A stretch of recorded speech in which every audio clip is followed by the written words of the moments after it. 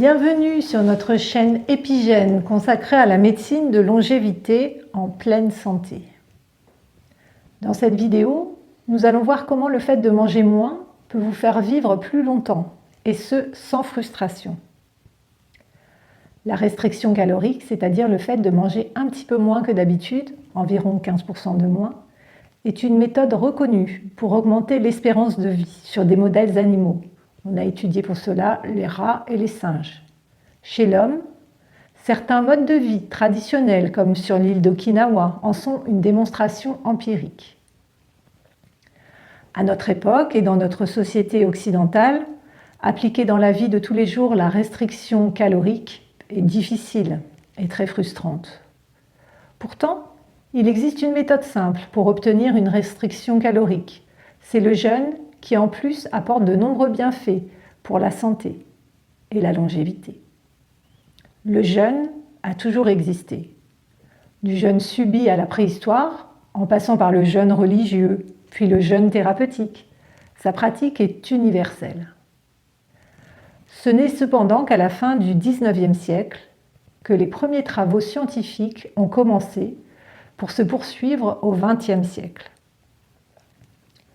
Mais c'est à partir de 2010 que Walter Longo, gérontologue et professeur de biologie de l'Université de Californie à Los Angeles, a publié des études sur l'intérêt du jeûne dans la longévité et l'accompagnement des traitements du cancer chez l'homme. En pratique, comment jeûner? 3 possibilités s'offrent à vous. Le jeûne intermittent, le jeûne court de 24 à 3 jours et le jeûne long de plus de 3 jours. Pour commencer, nous allons voir le jeûne intermittent de 8h, 16h. Il consiste à s'alimenter sur une période de 8 heures et jeûner sur une période de 16 heures. Alors le jour où l'on décide de le réaliser, on peut prendre un petit déjeuner habituel vers 8 heures, le repas du midi est maintenu, une collation légère est possible jusqu'à 16 heures, puis plus rien jusqu'au lendemain matin, excepté des boissons comme de l'eau de source, des tisanes, du thé, du café à volonté, mais bien sûr sans sucre ni édulcorant. Certains préconisent un seul repas par jour, le soir, et de jeûner toute la journée. Selon nous, les bénéfices santé sont bien moindres, car le sommeil sera de moins bonne qualité et surtout l'organisme étant occupé à gérer la digestion pendant la nuit, il ne pourra pas s'occuper du nettoyage des cellules. La deuxième forme de jeûne, c'est le jeûne court qui peut durer de 24 heures à 3 jours. Alors si vous prolongez encore de quelques heures votre jeûne intermittent, vous arriverez facilement à jeûner 24 heures de suite. Et il est possible de jeûner sans précaution particulière jusqu'à 3 jours.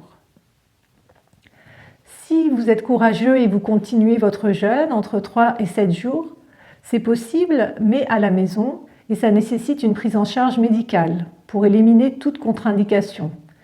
Et également, vous prescrire une complémentation micronutritionnelle indispensable pour limiter les effets indésirables, comme la migraine, les effets de l'acidose sur l'organisme, mais également pour préciser la réalimentation de sortie de jeûne, tout aussi importante que le jeûne lui-même.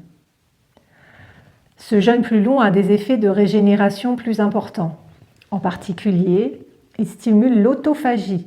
C'est un processus de nettoyage des cellules entraînant une activation des cellules souches réparatrices de l'organisme.